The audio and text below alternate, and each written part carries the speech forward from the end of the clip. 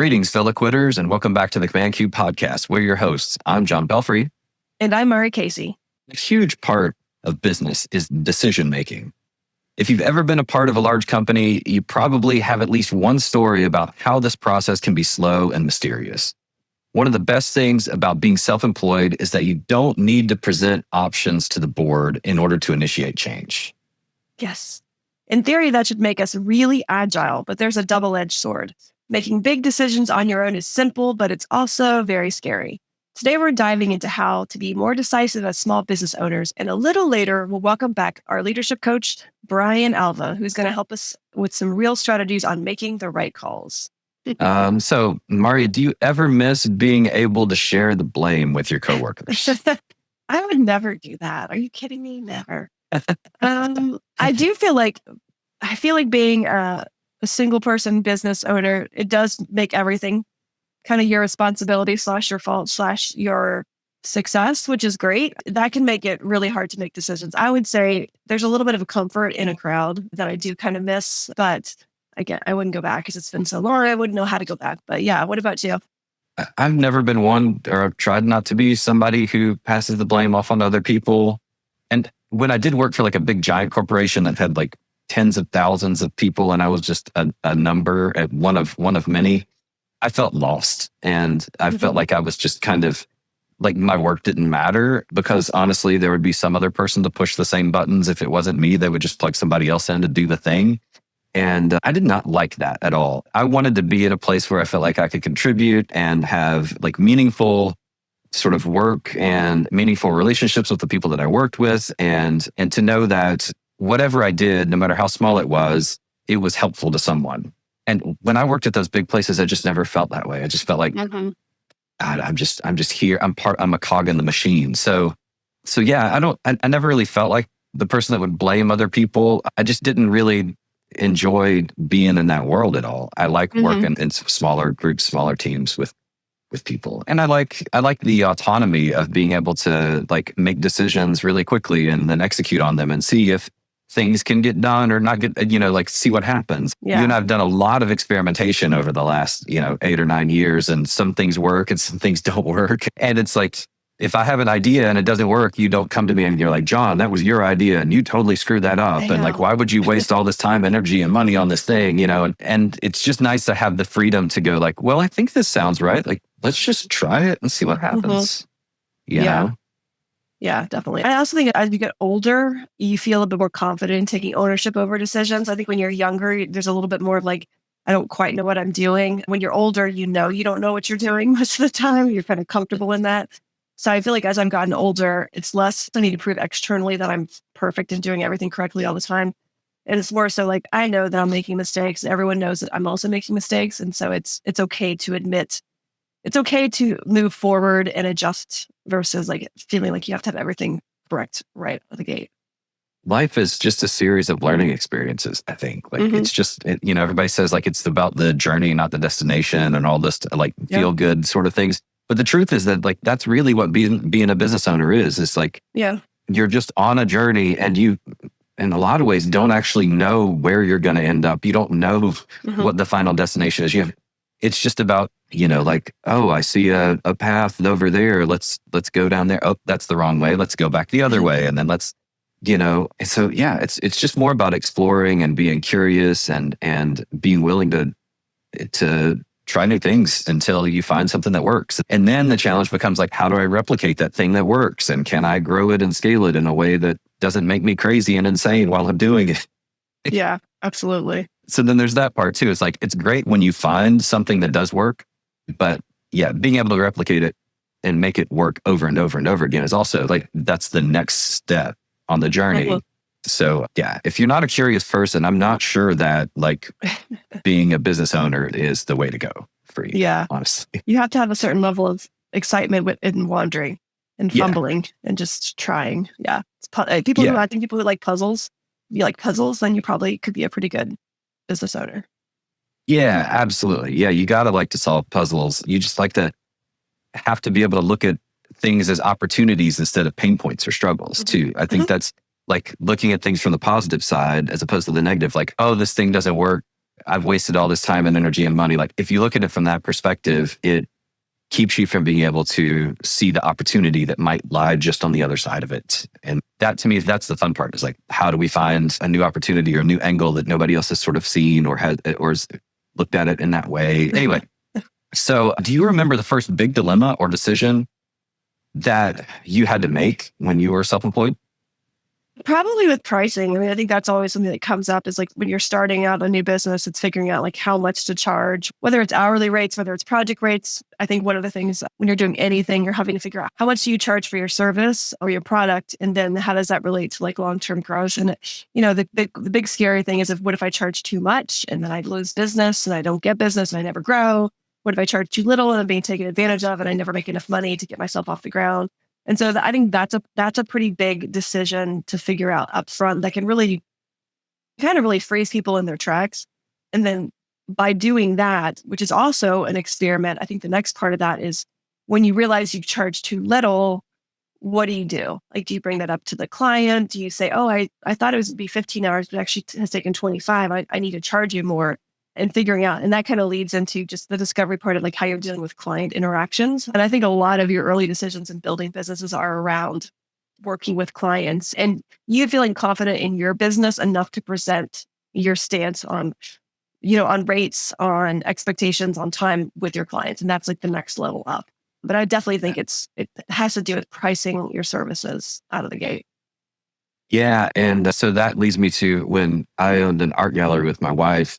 The first 2 years of that art gallery, we were trying to be like a traditional art gallery. So that means that we would put on shows and we would go through the upfront expense of, promoting those shows. We were paying the rent for the space. The artists were not contributing anything to any of that. Like we were holding all of the risk and we were sharing the reward 50-50 with the artist.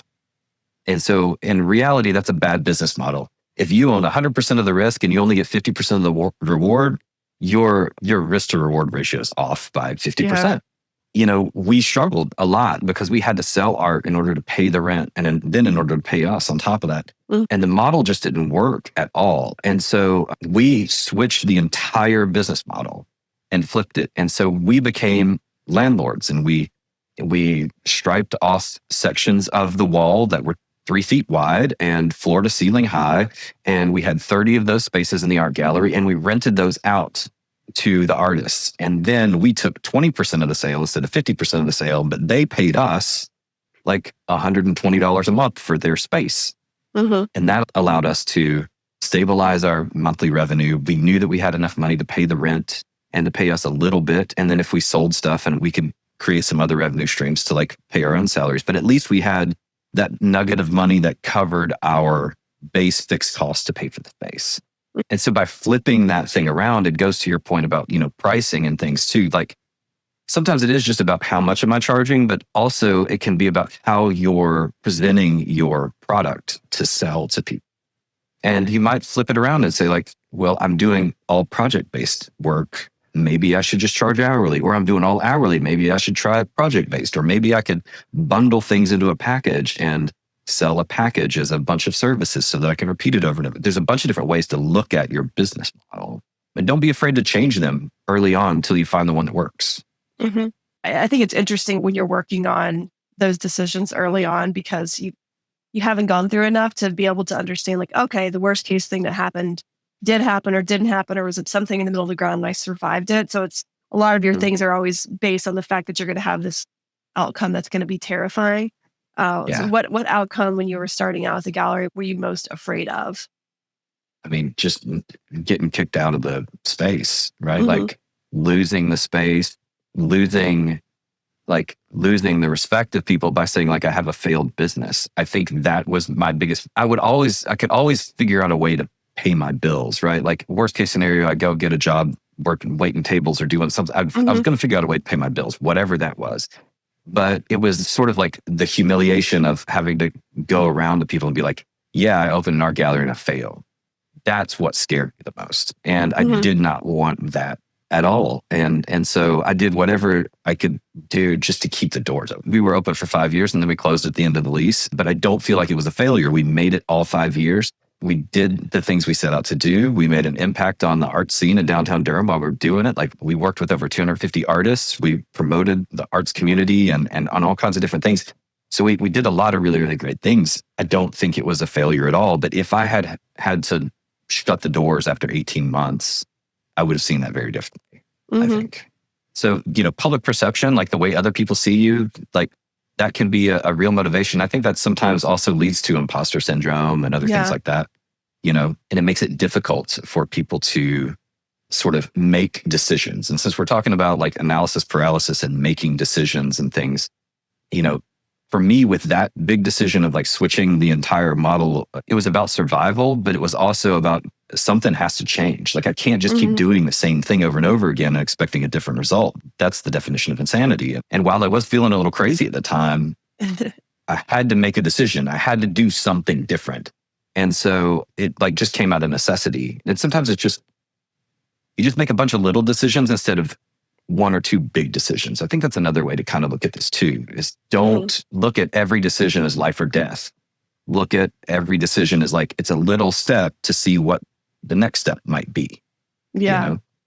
Well, and I feel like when I started to, I was still kind of unsure about what I needed to do. And so I asked a ton of people like what I needed to do. And then I would ask somebody else, like, this is what I heard. I forget what it's called, like polling for opinions. I was just like taking informal polls like all over the city. Like, what about this? What about this?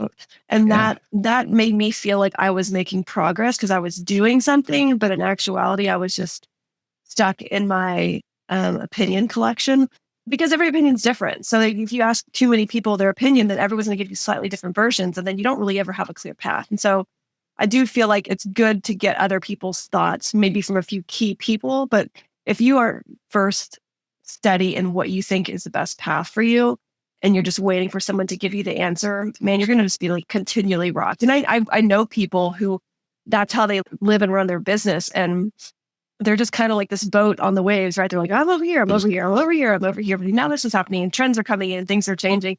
And it's really hard to make forward progress if you don't say like, this is the decision I feel confident in. I've talked to my mentor.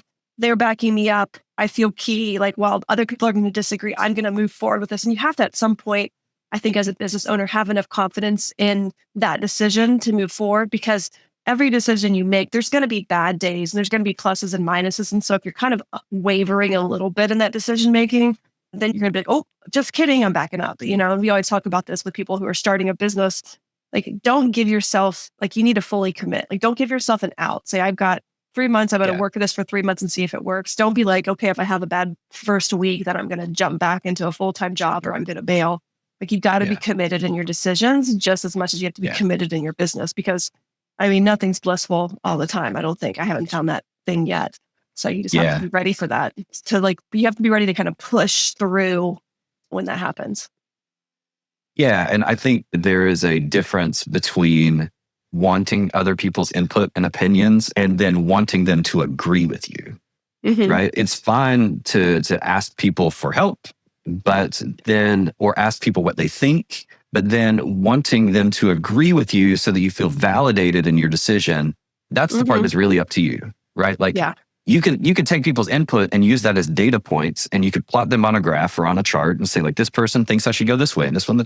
But at the end of the day, even if everybody says you should go right, but your gut is just saying, I got to go left because I'm seeing this opportunity. Everybody else disagrees with me, but they're like, I see it plain as day. Like sometimes you just gotta do what you feel is right. Like that's what, and sure, of course you might make the wrong decision, but as long as you're making little decisions, you can back out of them. If you make giant decisions, like I'm going to invest $10 million in this thing, well, then that's tough to back out of, right?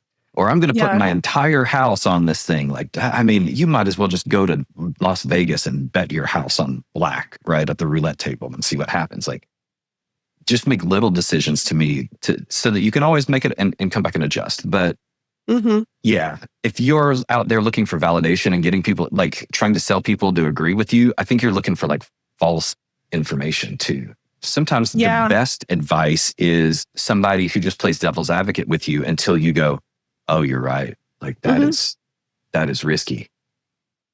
Well, and don't ask for opinions if you don't want to get them because you're going to get them. Right. Once you say like, what do you think? Everyone's going to be like, and someone told me this early on in my career, but most of the time when you say like, here's this thing I've done or here's this thing I'm doing, what do you think?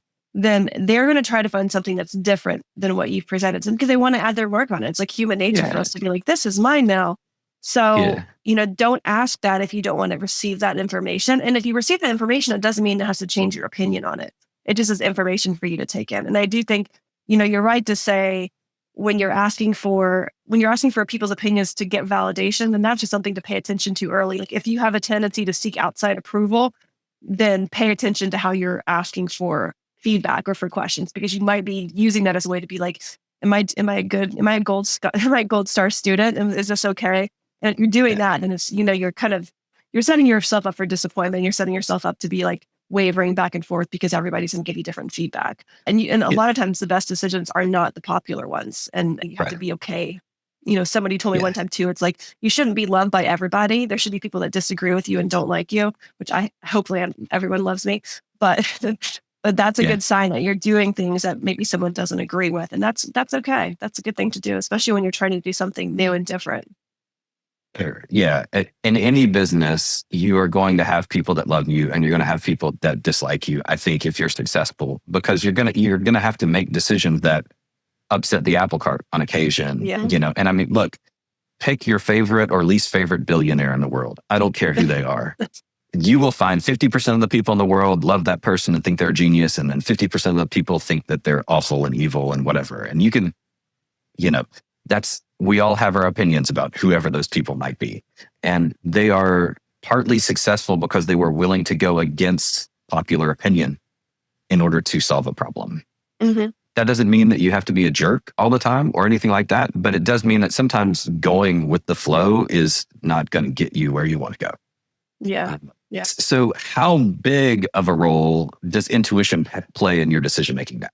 That's a good question. I feel like that is something that has gotten better over time. Like since I started out, like as I've gotten older, I know enough now to trust my gut when I'm getting all the red flag tingles from like new clients interactions or new, interactions in general. I'm pretty good at reading people. So I would say it plays a large role. Sometimes I have to stop and like pause and be like, what am I really feeling about this decision? And give myself some space because I've gotten pretty busy. And so I realize if you don't pause and stop and listen to your intuition or give it time to process, then you're not going to read it as well. But I definitely think it plays a large role in my decisions, more so now than it did early in my career. Yeah. I mean, I can just watching and observing you, like you have come a long way in trusting your intuition and your gut, especially when it comes to clients. And especially like, even I think you've taken so many like client calls at this point, especially like those introductory calls and things, that you've really developed a sense for this client's a good fit for Uncompany. This client is probably not a good fit for Uncompany. And it has been interesting to watch over the years. I can tell when you're hesitant sometimes, but you go ahead and work with the client, and then inevitably, like it never works out with those people. Like never. If you ever have a little bit of a red flag go up, I think anytime I would hear you hesitate, I'd probably be like, yeah, we should probably just put that one to the side and let them come back to us when they're ready. But you've developed that sort of like spidey sense or whatever. And that I think is important too, is to understand that it's a process to learn those things and to sort of like adjust your intuition or start to trust it or feel it in different ways. Once you get enough data points on how to work with clients or how to whatever, you become more informed. And yeah, you can almost feel it in your bones from the first 5 minutes of a conversation and go like, or, oh, this is going to be a great one. This is going to work out. And sure, occasionally you're wrong either way, but like I'd say like the old 80-20 rule, like 80% of the time you're right. And that's enough. Today we have a really great special guest that's going to be on the podcast, and he's been here before. Brian Alvo is not just a friend of the podcast, but he is a friend of us and of Uncompany. He has worked with us to help us establish our goals, to help us figure out what our strengths are. And he is the founder of the Next Gen Center. The Next Gen Center is a leadership development community that helps professionals navigate personal and business challenges. I can speak from my own experience working with Brian. It was a really wonderful, fun, and enlightening time anytime we get together and work with him on sort of like Uncompany planning and stuff like that. Yeah. He's great at slowing you down and then asking some really thoughtful questions. He does a really nice job of like pulling out information in the way that helps you kind of arrive at it in your own way, which I think is really fun. It's been fun to work with him. Yeah, absolutely. And his ability to like reframe, and the listeners will hear this in the conversation. he will take our words and then reframe them in a way that makes it much more productive. And so he has that is like a gift that he has. He can hear someone's words and then just like put it in a slightly different perspective. And then your whole world changes and you go, oh, yeah, he's like a Zen master in that way. So yeah, without any further ado, we're going to hop straight into our conversation with Brian. Well, Brian, great to have you back on the show, back on the podcast. So we've got a warm-up question for you here today. Is deciding not to decide always a choice in itself? Yes. Especially if it's something you're conscious of, then you are making a choice to engage with that process or not. And so, yeah, deciding not to decide is a decision. I feel like a lot of people I know who decide not to decide are usually not deciding because they're afraid of what the outcome might be. It's like it's kind of involved a little bit of self-sabotage. It's like when you're afraid to move forward, if you don't decide, and you don't have to worry about the outcome of like what that decision was. And so it just kind of freezes people. Yeah. And to build on that, that's usually operating from a place of fear and very common. We try to avoid the unpleasantness of whatever might go into that decision-making process. So therefore, if we choose not to think about it or ignore it, then we are choosing not to engage. We hope it will go away, but it typically does not. Mm-hmm. Yep. Do you feel like it's harder for younger people, I'm going to say like under the age of 30, to move forward on decision-making versus people who were 35 plus? We'll just make it broad. Wow, that's a really great question. I'm not sure I have a great answer for that. I don't know if I'd break it down by age. Mm-hmm. I think that decision-making it's first of all, it's a process. And people think about it in an outcome way, but it's really a process orientation. And so what I would say is that maybe less about age and generational, more about skill and having reflected on what your particular process might be. And I think that would really probably better inform whether you're an effective decision maker or not.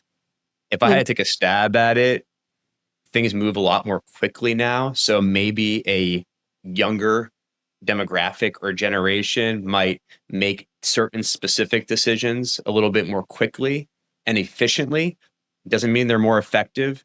And also, that's a generalized comment. So we really don't know. It just depends on your persona and your temperament too. Yeah. Interesting. Yeah, it is. Yeah.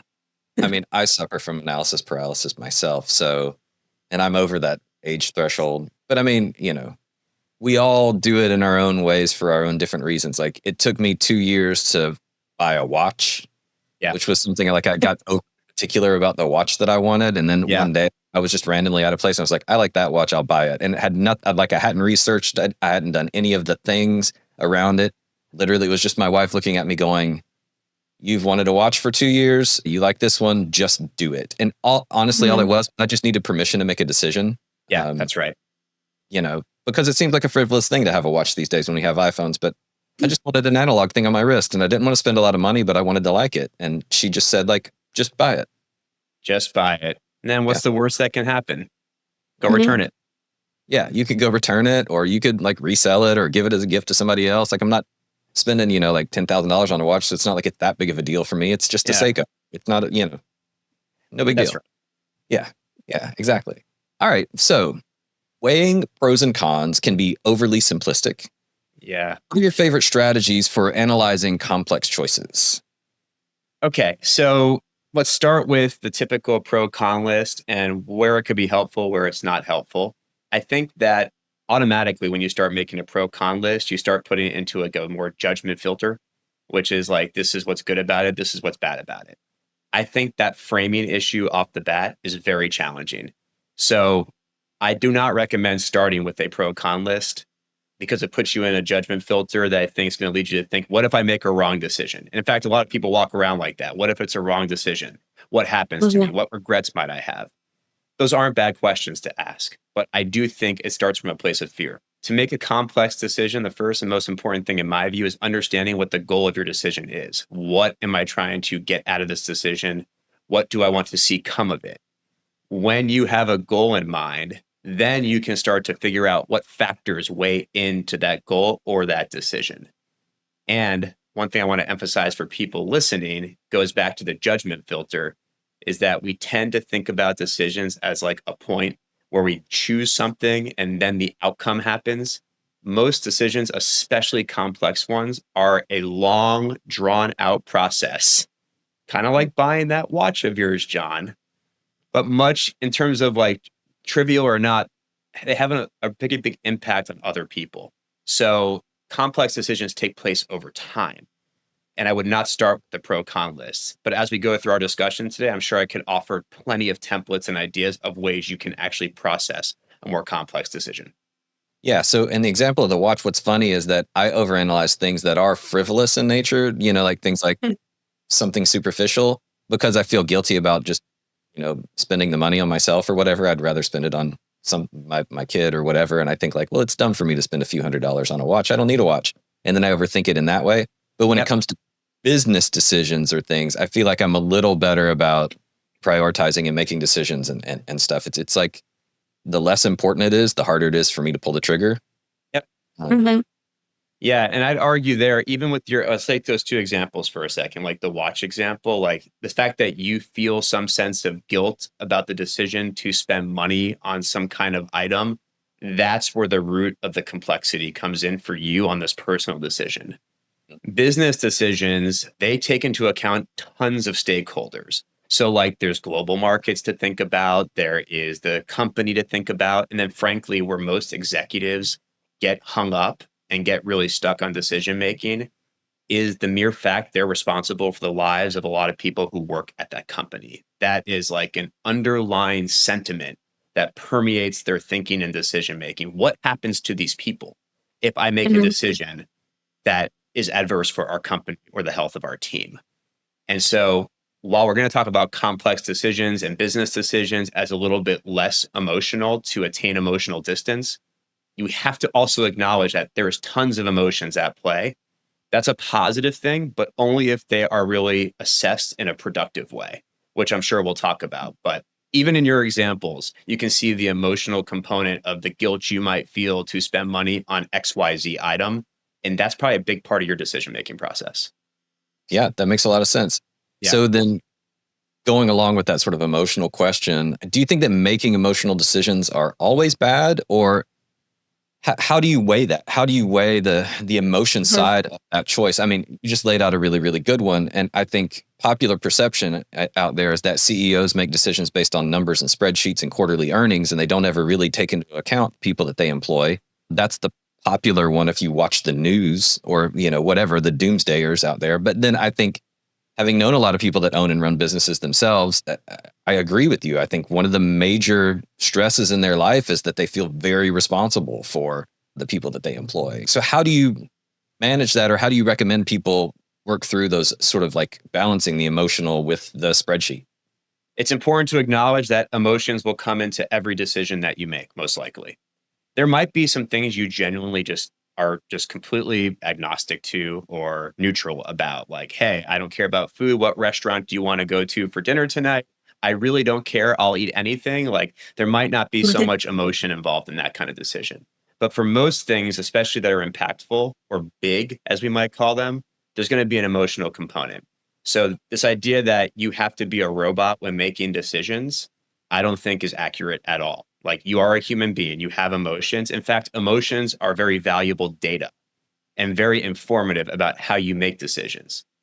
Now, having said all of that, there's a difference between almost deciding from your emotions as opposed to like with your emotions. And the difference is, if you're deciding from your emotions, you're kind of taking a reactive stance. Like, you might not have processed the entirety of that emotion, what it means for you, to track it down to where that comes from for you. Because the danger with the emotional decision is not having the emotion, it's not being aware of how it's factoring into your decision. If you are aware and have done the work on the emotional side of it, it will actually be very informative for you. And it could actually be a strength over time. Now, in terms of weighing the emotion, like with the spreadsheet, of course, CEOs, especially of huge companies, have to take into account the business factors in a more objective view to give value to their shareholders and their stakeholders. So inevitably, they can't just lead completely from their heart with their emotional sleeves. But what they can do is understand how their emotional process or their makeup informs the complexity of the decision they're about to make, and try to marry those things with what's best for the organization, the stakeholders, the shareholders, the company. And so it is a balancing act. I would say that these folks who are making big decisions, again, they're not making them like in one meeting.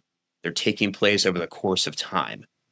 Doing that and having a process for your decision making, especially over the course of time, allows you to acknowledge all the components at play, including your emotions, but also tempers them and not giving them too much weight and putting them in a reactive place. So it takes into account all these things. If you look at the headlines, like CEOs are making these decisions, and it's possible they're operating from spreadsheets and have to be a little bit reactive based on global markets and news. But more likely than not, they've run out contingency planning and scenarios that have taken account not just the spreadsheet numbers, but also the emotional toll and components that affect the whole company and the people who work there.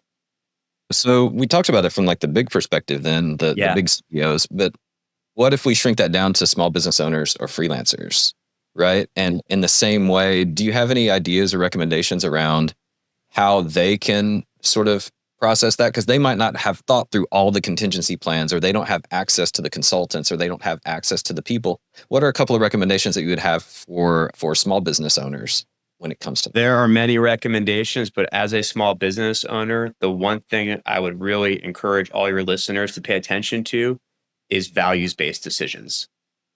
Decisions based on their values for their company as well as themselves. When you do the work on your values, it informs what's important to you and what your guiding principles are. And when you do that work, it allows you to at least take a very measured approach and a different filter, no matter what the outcome might be. So I think for small business owners, since you are the face of the business, you're the heart of the business, you might know every single person in that business, values-based decisions are key. There are other frameworks to take into account to help process those decisions outside of your values, but I think that's where you start. So for anyone listening, if you haven't done discovery work on your values, that's the opportunity. It gives you clarity, it gives you guidance, and more importantly, I think it gives you a lot of valuable information so that you don't let as much noise in. I love that point, and I'm going to underline it and highlight it for everybody verbally. But I think especially as freelancers or small business owners, a lot of times we neglect in doing some of those what might feel bigger and more corporate types of things, but they're so important. And one thing that I like to always say is like develop what your litmus test is for decisions. Yes. Like for ours, it's, Uncompany makes, freelance frictionless. And so a lot of the decisions come up are like, is this helping to reduce friction or remove friction? And if not, then like what's the benefit of this that we're adding if it's not reducing friction overall for our clients or our freelancers? So figuring out what your phrase or what your measurement is, so that when you have a decision that maybe you get stuck on, because you can hold it up to that value and say, is this meeting that or is it falling short? And that just helps you kind of lean closer to an answer. But I think especially as freelancers, small business owners, people who are, single person businesses, our values, our personal values are really tied into our professional values of what we're developing as a company. And I think when I see people have a tough time when they're maybe starting a one-person business is when they try to keep it completely siloed. It's like, well, they have to kind of influence each other because you are your employer or you are your employee. And if you try to completely set up two separate entities, then it's just like it would if you had employees. Like if you're not talking to yourself, then you're going to miss a lot of those things. It's just not going to feel authentic and you're going to have a lot of conflict. So I think it's super valuable, even when you're first starting, to say, what are my values personally? And then how does that influence my business values professionally? And then from those, what is the phrase litmus test that I can hold up to help me make some of those decisions? Like, okay, I said that my value was I want to pick up my kids every day at 3:00. I want to be done on Fridays. That's a 20-hour-a-week work week. I'm getting more client work. Do I want to take it? Like, what is that decision? Well, my value is I want to do these things. I'm prioritizing, my family over additional work. Like that's, in opposition to my values. So I think it's good to have those in place because otherwise you're kind of just, you're making decisions without guardrails. And you can get yourself into a place where you've built a business that is kind of, you're now a boss of a business that you don't want to run. And I've seen that a lot too.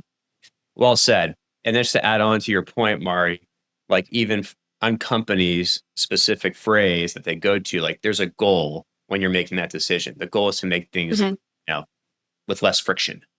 And when you have that goal in mind, that provides your guiding principles and your outline.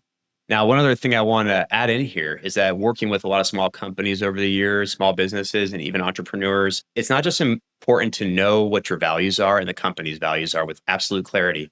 It's also very important to know how you personally process decisions. So we've learned a lot about John already and how he processes decisions around maybe buying something he might not need. But we all process decisions differently. So I'm going to give you just two examples that I think might help with the people who are listening. The first is I worked with a leader many, many years ago, engineer, and he said, through all of our coaching and discussions, I've realized that I have a specific framework I follow for my decision making. And the first thing I do is I reflect. And you can insert number of days. Maybe it's 3 days, 5 days, 7 days, depends on what the actual decision is. Then I organize my thoughts by writing them down. So I reflect, I organize, and then I kind of just make an assessment and a decision. But he followed almost like a timeline for his day-to-day decisions or the way he worked. And he was aware of his process. And then therefore, after anything we talked about, he was able to run that decision making or the decision through that process, and it worked for him. And I'm sure it's evolved and he's tweaked it over the years, but just having that sense of what do I typically do? How do I operate? Super helpful because noise is going to keep coming in and pressure will keep coming in. Another engineer I worked with ran a small company and he looked at everything through risk benefit analysis, the risk benefit ratio, basically. And that was how he would percentage wise decide the importance of a decision or how to make a certain factor fit into a decision. So that was his way of thinking. There's no right or wrong. Just know your process. You can't go wrong with your values, though. That speaks to the heart of who you are. And whenever people feel that guilt or I don't want to have regret, your values can be very helpful, at least in steering you through that idea. And so values sounds like a good way for people to start to loosen up their analysis paralysis a little bit, especially when they get stuck. And it sounds like you suggested a few other ways. There's sort of like a risk reward ratio process that you could work through, or just knowing your own process. Are there any other sort of ways that you've seen that work really, really well to sort of like loosen up your stuckness when you're sort of sitting there and you're like spinning around? Two things that really stand out to me. So instead of like a pro-con list, what I tell people that are really unsure is write down all the assumptions you're making, right? I say write down your assumptions. And there's going to be some positive assumptions, not to get into the pro-con mentality, but there'll be some positive assumptions like, hey, the watch will make me feel better. And it'll be nice to be able to tell time. And it will be nice to like have finally put this behind me and I can help other people tell them what time it is. You can make assumptions about what that decision would do for you. You can also write down some of the unpleasant assumptions that you might have, such as I might feel guilty about this, or who am I to spend money on a watch? And of course, I'm just using the watch example pretty freely here. So write down your assumptions, all of them. And then you can say, what evidence do I have to support the assumptions? And that evidence could be anecdotal, maybe it could be factual. If you do that, that will help you get a little bit unstuck. And when you're outlining your assumptions, I think it helps you attain some distance from things. Just a little bit because we're acknowledging their assumptions. They're not facts. And there might not even be feelings, but sometimes the feeling seems so real that it feels like fact. So writing it out helps you process. And then I have one more, another framework. So beyond the assumptions that I find very helpful is actually out of the book called Decisive by Chip and Dan Heath. They have a framework in their book. It's called WRAP, W-R-A-P. And what it really does is helps guard against the common biases. And you say stuck, I'll say traps, the traps we fall into when making decisions. And so the WRAP framework very simply goes like this. The W stands for widen your options. We often frame things like I'll feel guilty or the watch is going to be like, it's this or that. There are more options than that usually. Like I'll buy it and if I don't like it, I'll return it. That's an option, by the way, right? Yeah. The R stands for reality testing your assumptions, just what I said, writing out your assumptions, or you get contrary evidence to kind of challenge you a little bit. So test your assumptions. The A is really about attaining distance, emotional distance. So if you feel some kind of guilt or emotion, how can you attain that distance so that you can make an also objective decision as opposed to an emotional one? And the P stands for plan to be wrong. Now, the optimists out there don't like that. Like, why would I prepare to be wrong? And I think that is a lack of skill that acknowledging that you could be wrong. Yes, I want to live in positive land also, but just because we're positive doesn't mean it's going to end up that way. It's okay to do a pre-mortem or say, hey, what if this goes awry? What other contingencies or options do I have? That tends to alleviate pressure. And any of those steps actually will create more distance and help you get unstuck. Really like that. I like the writing down the assumption side, because I think what a lot of freelancers and small business owners struggle with is imposter syndrome. Yes. And it's like, why do I deserve to be in the room? Or why do I deserve to get business from that big company? Why are they hiring me? Like any of those kinds of things. And it doesn't really feel real. Even after you get the paycheck, sometimes you're like, well, I just got lucky. That won't happen again.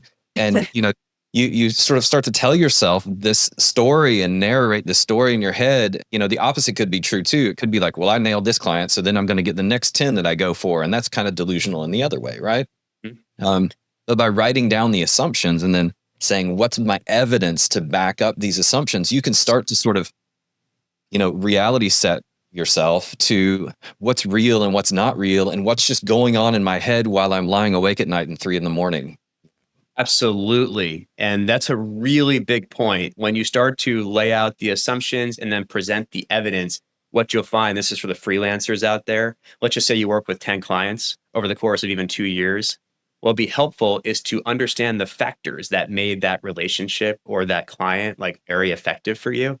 And it's very likely you'll find patterns. And I think that's what you're referring to, John. You're going to find patterns when you write stuff out and document, and you'll probably discover some pretty interesting things that are so important, though, that will inform you and help you make a much easier decision next time because, oh, I like this person, but the work wasn't that fun. They felt like they kind of wooed me in. Then they felt very controlling. And then I wasn't talking to the decision maker. And then I had to go around through all these doors. It felt kind of like difficult. But whereas this is a less paying client and a little more hands off, but I feel like I'm with them and they're my partner and they are the decision maker. So it's really always surprising to see what factors like add up to what we'll call an effective decision. But it's important to do the reflection and to write down the evidence because otherwise we can convince ourselves of anything. Yeah. I think that's so cool. I'm looking forward to trying this template out because just even talking and hearing you guys talk about this, I realize what I do is I go to what could go wrong immediately. Like that's my default is like the fear setting exercise. Like, okay, Absolutely. Here's a decision I have to go. This could go wrong. This could go wrong and this could go wrong. And then this is how I'm going to mitigate it. And depending on what level of risk and mitigation I feel like, would happen if I could do it. And then the opposite of like the upside of what I would get from it. I'm like, okay, if the risk and the mitigation is not as bad and the upside's pretty good, then I'll make the decision in the positive. But it's probably better to also look at it a little broader and say, what could go right? What could go right? That's right. And then what's influencing so before that? you even list out what could go wrong, you have to first start and say, what could go wrong? On hold. I usually have to do this for my clients, Mari, which is, okay, now what could go right? What if you're right? And you don't have to even get into right and wrong. Like, what do you think would work out or be effective? What might be ineffective? You can just label it differently and it will also release some of that tension.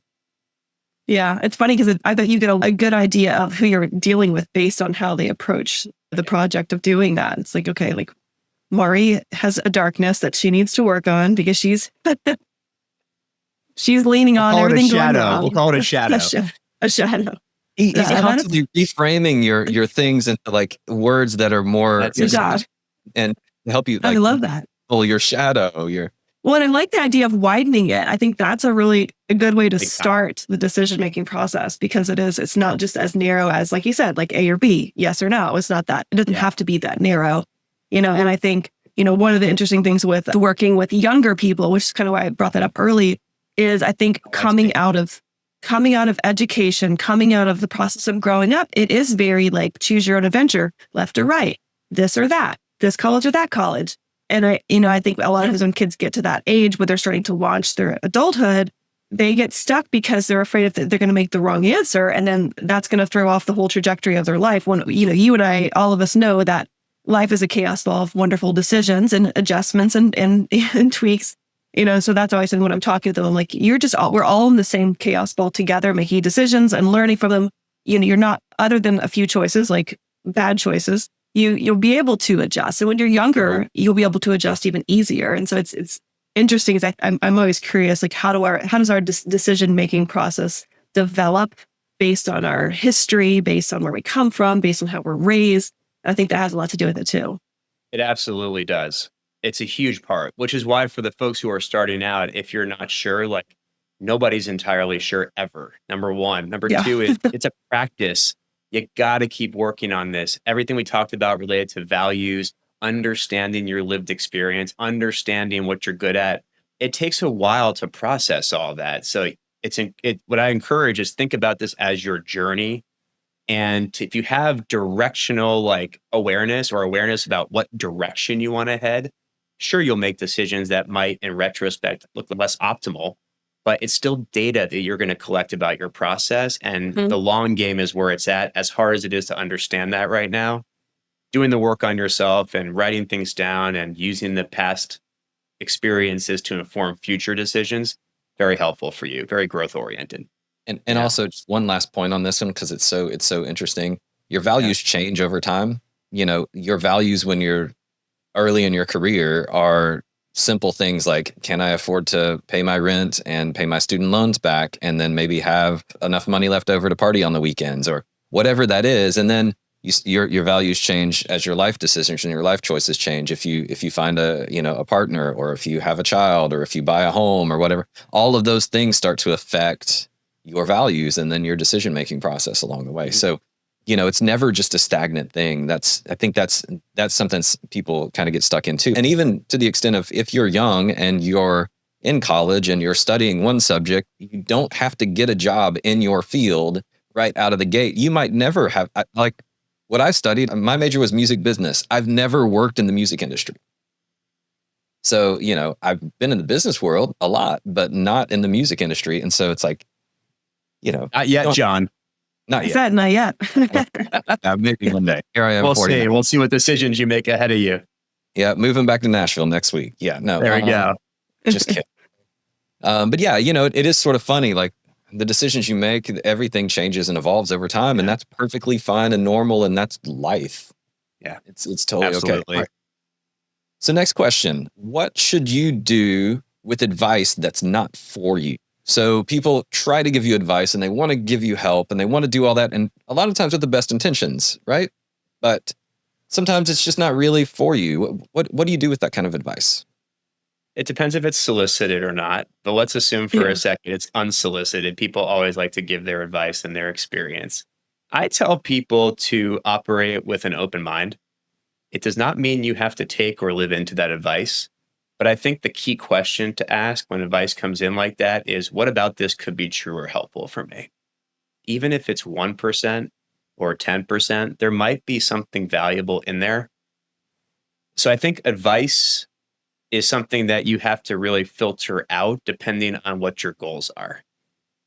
There's also other considerations when it comes to advice. It's not just like, was the advice good? People often filter it out like, based on who the advice is coming from, based on if they believe the facts are accurate or the person is smart or not, based on their own identity and what they want to hear and want to see. And so there's a lot of like movement and factors at play.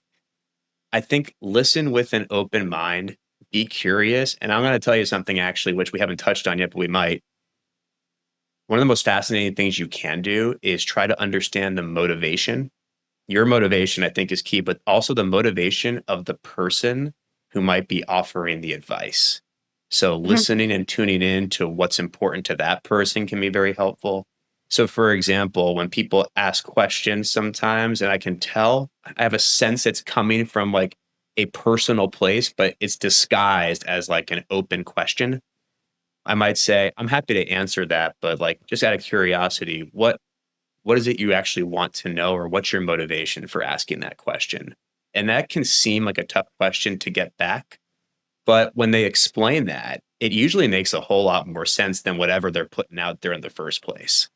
And so oftentimes, like parents, for example, just give constant advice, including my own. And I've come to understand their motivation for giving it. I don't always like the delivery, nor do I even care about the content sometimes. But if you look beyond the words and you're like, oh, they're saying this because they're probably concerned that you might not make that flight on time, or you might feel rushed, or something bad might happen to the family or grandchildren or pets or whatever it might be. That's usually where it's coming from. And that helps, I think, offer a compassionate view of advice as it's coming in. And I can share more Yeah. stories about that, but I think That's great. keep an open mind and I understand. think I think that is such a good point and good thing to remember, because a lot of times when you always say the phrase like, you know what I would do if I was you. That's like That's the starter phrase to all of I'm about to tune you out usually, right? Yeah.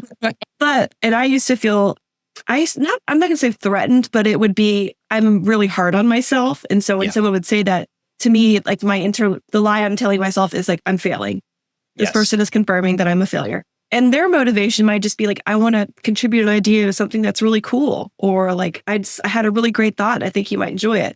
And so I've tried to like reframe a lot of those things now. As I've gotten older, I've been able to do that. It's like, this person's excited about my business, my idea, my whatever, my vegetable garden, and they want to contribute to that excitement. It's not, they're not saying like you're falling short. And I think that's a key difference, is to slow down and then reinterpret it.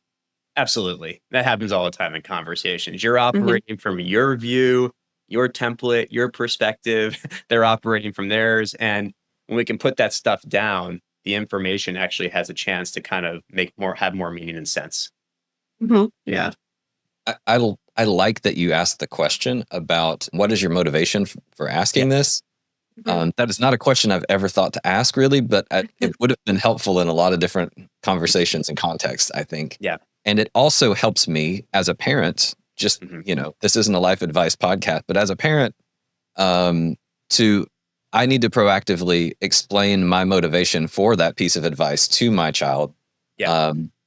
And not just give them the unsolicited advice and just be like, because I'm smarter than I told you so, or I've done this before, right? Been there, done. We have to look beyond the dialogue for a moment, and it goes back to like just taking a step back and processing.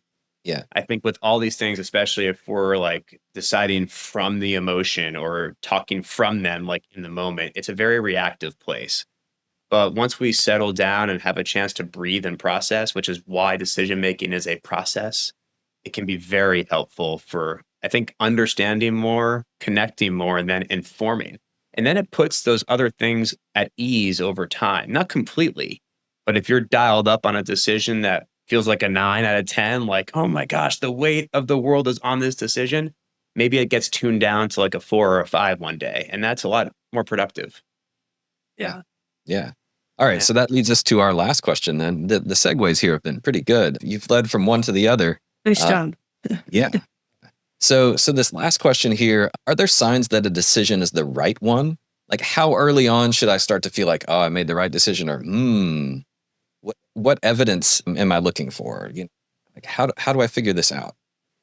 Well, the first is to refrain from calling it right or wrong. I think that is super hard for people. This is the thing that I constantly am being asked about when it comes to people's decisions, and reframing it. It's not right or wrong necessarily. Like, there might be some clear, really wrong decisions and poor decisions. Like if you're going to go do something illegal and put other people at risk, like we can all acknowledge that's not wise. It's a poor decision, and it will end up being wrong if something were to happen. The consequences were pretty big.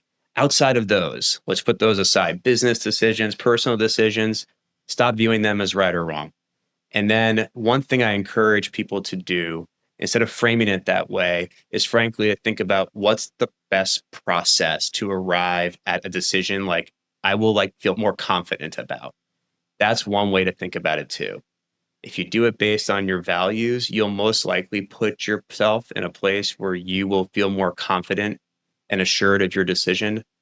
If you do those frameworks we talked about and actually put the time in to structure your thinking around it, you collect opinions, you collect more data, you acknowledge your emotions, all these things, you'll likely have information to make a really effective decision.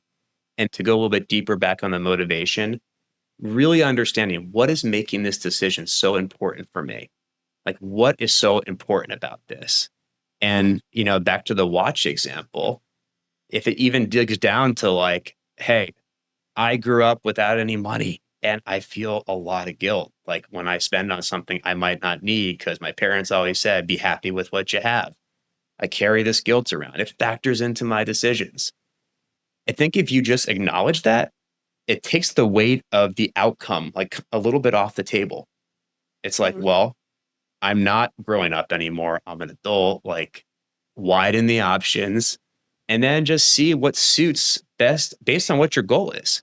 So once you know the goal and you dissect it enough and spend time processing it, and you don't have to do this for everything, but for complex things, I think you'll grow more comfortable with the skill of making decisions. Then also, I think the other piece we haven't talked about is the resilience that you will show and continually demonstrate and confidence you can build if a decision does not work out for you the way you plan, then how you respond to it. So all these things in collection kind of go into that process, but stay away from right or wrong. It's all a process of learning. There's going to be more effective things and not, but we can't control all those things. So if you put the time in, I think you can feel pretty proud about how you went about your business and making a decision. Follow up on that just a little bit. When Yeah. we're talking about these decisions, these bigger decisions or smaller decisions or whatever, it sounds like you're actually breaking them down into this is a series of smaller decisions or smaller Yes. choices that lead me there, as opposed to like I have to make this umbrella huge statement of, like I'm going, we're all going to pack our bags and go to Alaska. And instead it's no, we're going to pack our bags and we're going to start to travel to that place. And then we might make a left turn and a right turn along the way. Is that sort of where we're kind of ending up here? Pretty much. I think so. Again, it's rare that huge decisions or complex ones happen like in a moment. Some people do that. Like you always hear about like the people who met on a first date, then they go elope the next day. That's a pretty Yeah. big decision. I don't know what the data on those people with their marriages are, but the point is like that's the anomaly. A lot of Mhm. folks are making lots of different small decisions along the way. I think about like if you are able to like or want to buy a home, for example, when things were going different directions, like during the pandemic and prices were doing this, there was a lot of drama. People seem to be making more snap decisions reactive to a very difficult environment. But for most people, they're going to think about like, how much they earn and how much they currently spend and what they can afford and what their other priorities are. And so that's just another example there. But decisions are everywhere. They're usually made up of bits and pieces. And again, if you find yourself like making impulsive decisions or reactive decisions, I encourage you to do the self-reflection on what's driving those Mhm. decisions at a deep level and take a step back and try to understand your process. One more example I'll give that might be helpful for executives and business people, especially at startups like growing companies, when they're trying to figure out like product market fit or like their business development strategy. You'll often hear things like, I don't know how like the executive or the CEO is like making these decisions. It's like if it sounds like if they want to do the deal, they'll do it. And if they don't like the deal, like they just won't do it. And then I have to often challenge those people who say that and say, what I would recommend is that you introduce a process or a template. Like you have to write up a one-page business case for every potential deal with the same exact criteria so you can more objectively weigh the factors that go into that decision. And that usually helps neutralize all the personal stories and bias that comes in. Is it perfect? No. But it puts a process in place that people can agree on so we can collaborate and at least get closer to an agreed upon decision that's healthy for the business, not because Joe or Jane want to do it, but because they'll actually be impact to the stakeholders and people in the company. Sure. And as the operations guy, I'm going, you can scale that decision making. You can't scale the CEO just makes all the decisions and you have to think like the CEO. You got it. You Yeah. got it. But know your process. And then I think that really opens the door to understanding others, then building them more systematically. Right. Cool. Now let's get on to the lightning round. We've got 3 questions for you here. The first one, do you have any superstitions around decision making? I would say yes, depending on what the context is. And what I really mean by that, just to elaborate, is maybe not superstition, but concerns. I have concerns. If I were to make like a snap decision, for example, related to like a specific family member, and I know they might take it personally, or they might be offended or disappointed if that happens, then I tend to like follow more of a process when I'm making a decision that concerns that particular individual. So I'm not sure I'd call it superstition. Maybe if you integrate some kind of spiritual component, there could be something in there too. But I do get more sensitive, I would say, about specific decisions, about specific contexts. I have to jump up and down 3 times and then spin around and make myself dizzy and make a decision No decisions on Fridays. every So single time. again, all right. So if you add that point in, there might be certain things. It's not superstition, more just habit, probably. I may have to audibly process something with somebody, depending on what those sensitivities might be. So Yeah. basically, if you're in my orbit and you're a trusted advisor, you might get a call from me about a very specific decision I have to make. And then I might jump up and down afterwards after they help me out. Spin around, make yourself dizzy, run around the block. Why not? Come back home. Yep. Yes. Yeah, cool. All right, next one. Should we all be skeptical of urgency? Like, I think some clarification here. Sometimes people push urgency on us, their urgency, right? And then sometimes we create it ourselves. So should we be skeptical or aware when that's happening? We got to get this done now. Okay, this goes back to motivation. Understanding where the urgency is coming from is really, really important. And I think probably I'm going to generalize more often than not, the urgency is being created by somebody else because of whatever they're feeling and what their motivation or lived history might be. But there are some things that require a lot of urgency, like maybe a threat is so severe, like it's hyper urgent, like it needs to be dealt with. Another thing with urgency, it's just kind of understanding, again, where it's coming from and what the consequence might be if a decision is not made. And so I usually think in terms of like negative consequences when urgency is high. Also, I think about one thing that popped up for me is like with airline tickets, sometimes like you see a price one day, then it goes up like by 2x the next day. And you're like, I hope it goes back down, then I'll buy it, or else that's still being forced on me by some part of the technological and airline universe. I don't understand, but it feels urgent. But if you're like, Brian, is it really urgent? It's okay. But nonetheless, it feels that way. Yeah. So I think healthy skepticism, but deeper understanding of motivation, yours and theirs. I think the thing you touched on there is technology is very good at making everything feel urgent. Yeah. Like every notification on my phone, every little thing, the sale that is like a sale for 2 hours, whatever they call those, and you've got to get it now. Or, it's funny that like Amazon runs Amazon days, and it started off as just like 2 days in a year. And now I feel like they do it like every other month, but it's urgent. They might know what they're doing, right? And then decision making around money and security is a whole different discussion, right? But yeah. But you can even ask yourself. You can even ask yourself the motivation. I like the idea because I think when people send urgency to us, like whether it's a project manager or something like that, they might just not be strong communicators, and they haven't said like, well, the reason why I'm pushing you to get this done now is because this came in last minute. It's due by 5 o'clock. If we don't get this done, we miss this opportunity, whatever. And like, okay, cool. That communication is great. But like when Amazon's like, you got 2 hours to buy this coffee pot or it's going to explode and you're never going to get the chance. Left.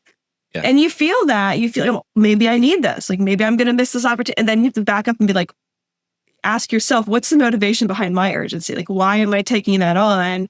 Like, do I need a coffee pot? Do I feel like I'm missing out on something? Maybe I've never had coffee before and everyone else is talking about it. Whatever that might be. But I think it's good to like take the idea, like, what is the motivation behind this person's urgency who's coming to me? And then what's my motivation for like absorbing that urgency? Like, why do I feel the need to panic about the 2-hour sale? Exactly. If there's real scarcity to it, like there probably is high urgency if there's a high need.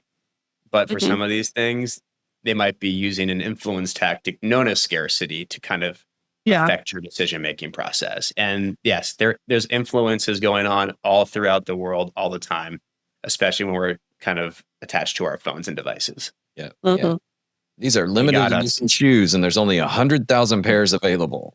Yeah. All right, last one. What's a small everyday decision that drives you crazy? Meals. What to eat for what? So you'll learn a lot about me when I answer this question. I basically eat like the same things every single day just so I don't have to make those decisions. But my family, who I love dearly and more than anything, they have much more specific taste about what they want to eat. And I also grew up in a house where food wasn't like a huge focal point. So I've just kind of always been, I enjoy it, but not a huge deal for me. But Mhm. those decisions, because it happens often, people's mood might be different, their temperament's different. Maybe they have different requirements or energy needs. I need more vegetables. I need more, maybe not more sugar, but more sodium or whatever it might be. Point is that they don't drive me crazy, but I definitely am like a spectator in the world of like decisions around eating. It is a physical need. We need food. To the weight that people put on these things, I don't know. I kind of think Mhm. that can be a lot of energy, and it's a thing that happens pretty frequently since we're fortunate enough to have all those meals. Yeah. That's a good one. I'm like split with you on that one because I eat the same breakfast every single morning, and I've eaten the same breakfast for like 10 years, unless there's a random day where we don't have eggs and yogurt in my house. But then like dinner comes around and I want to get creative. So, but I totally. It probably will change a little bit when I don't have, people to feed and care for full time. But yeah, Yep. when the summer comes around, I'm like, oh my God, I have to feed 5 people 3 times a day. And that just, Yep. it is a little exhausting. And I've talked to some friends about this with even clothing. It's like the clothes, and I pretty much wear the same, black and jeans every day because I'm like, I don't have to worry about it. I know it looks good and it's fine. But yeah, I think eating, especially when you're caring for a lot of people, you're like, oh my gosh, there's so many opinions and needs and preferences, and it's a lot. Absolutely. Yeah. There's other like parenting decisions that I find like pretty trivial, but they seem to become big deals sometimes. So like those are like just part of the gig and evolution and maturity over time. So I don't hang my hat on those too much, but the things that will continuously come up, I think I try to pay attention to. Yeah. I always think when we get on this topic, I always think of Steve Jobs in the same outfit every single day. Absolutely. That he's like, I don't want clothes to, mess with my routine, my daily basis, what I'm doing. So it's the same black turtleneck and the same jeans and the same sneakers. Deciding on what to wear seems really, really difficult. Especially like if you're in some like really outward facing type role, like I could see how that could consume a lot of energy for people. Yeah. And then you have to remind ourselves that we're lucky to have any clothes, and then it puts things in perspective, right? Yeah. 100%. Yeah. Absolutely. Yeah. Well, as always, these conversations with you are a lot of fun and challenging, and you always bring a new insight into the way that we're thinking about things. And I think I'm going to take away today the idea around assumptions and what are the assumptions that are in my head, and am I putting too much importance on certain assumptions or not? And writing those things out, I think it was really, really insightful and helpful for me. And yeah, we just want to thank you for coming on and answering some questions, being a part of our interview process. We sort of feel like you're part of our own company family at this point. We've talked to you so many times, podcasts or other situations. So thank you so much. If people want to get in touch with you or reach out to you, can you just give us a quick, how do we reach Brian Alvo? Yeah, you can email me at brian@bethenextgen.com. Our company is Next Gen Center, and our web address is bethenextgen.com. Y'all know what we do, I think, but if not, we do training, development, coaching for really the next generation of leaders and try to create access for folks so they have opportunities to grow and develop themselves and develop their teams and their companies as well. We're kind of a partner and trusted advisor in that way. Well, thank you so much. Yeah, thanks, Brian. Thank you all for having me. Always a joy with Uncompany. Y'all are the best. Absolutely. All right. That's all for today. Thanks again to Brian for helping us get out of our own way. Until next time, I'm John. And I'm Mari. And we're reminding you that quitters can win and winners can quit.